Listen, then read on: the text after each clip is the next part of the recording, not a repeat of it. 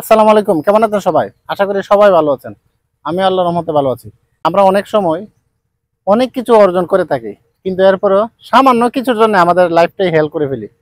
মানে বিষয়টা হলো এরকম যে রাজা তার মন্ত্রীকে নিয়ে হাইটে যেতেছে, দেখে যে একটা সাধারণ একটা লোক সে রাস্তার মধ্যে কাজ করতেছে, আর তার মনে খুব আনন্দ, খুব হাসি খুশি, খুব প্রফুল্ল মাইন্ড নিয়ে আসে রাস্তার মধ্যে হাঁটতেছে আর কাজ করতেছে। পরে রাজা জিজ্ঞেস করলো মন্ত্রী, আচ্ছা এই লোকটার এমন কি আছে সম্পত্তি যে সে এত আনন্দ, এত হাসি খুশি আর রাস্তার মধ্যে কাজ করে, কিন্তু আমার এত কিছু টাকা সম্পদ, আমার এই রাজ্যের মালিক, আমি এত কিছু সম্পত্তি আমার আছে, তারপরে আমার ভিতরে এই আনন্দটা নেই, এই কারণটা কি? তো রাজা মাস্টার, কারণটা আছে, আমি কারণটা 2 দিন পরে আপনাকে বোঝাবো। পরে গেছে, আচ্ছা ঠিক আছে।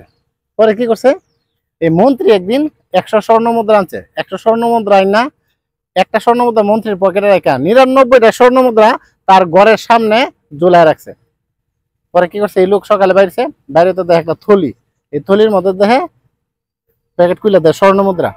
পরে সে কি করছে, গণা শুরু করছে। গনতে গনতে দেখে তো 99টা। 99টা তো তার কথা না, আবার গনছে, আবার গনে দেখে আবার 99টা। এই টেনশন কিন্তু ভিতরে শুরু হয়েছে।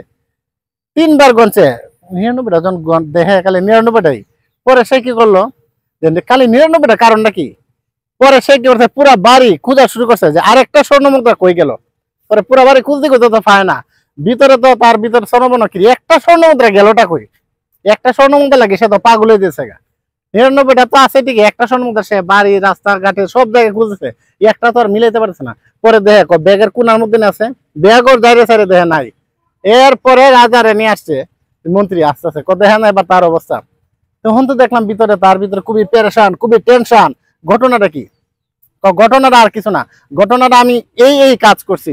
রাজা বলছে, হ্যাঁ এবার বুঝতে পারছি যে মানুষের আমরা অনেক কিছু অর্জন করছি জীবনে, অনেক কিছু আছে, কিন্তু সামান্য একটুর জন্য আমরা এমন কিছু করি যে মনে হয় এটি আমার সবকিছু জীবনের। আসলে না, আপনার যা কিছু আছে তাই নিয়ে আপনি সন্তুষ্ট থাকুন, দেখবেন এই নিয়ে আপনি একটা তৃপ্তিতে থাকুন, দেখবেন আপনার লাইফটা না অনেক সুন্দর হবে, অনেক স্বাচ্ছন্দ্যময় কাটবে।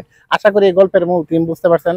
ধন্যবাদ সবাইকে। আবারও নতুন কোনো গল্প নিয়ে আপনাদের সামনে হাজির হব। সেই পর্যন্ত চোখ রাখুন অ্যালফাবেট ক্লাসরুমের সাথে। আসসালামু আলাইকুম।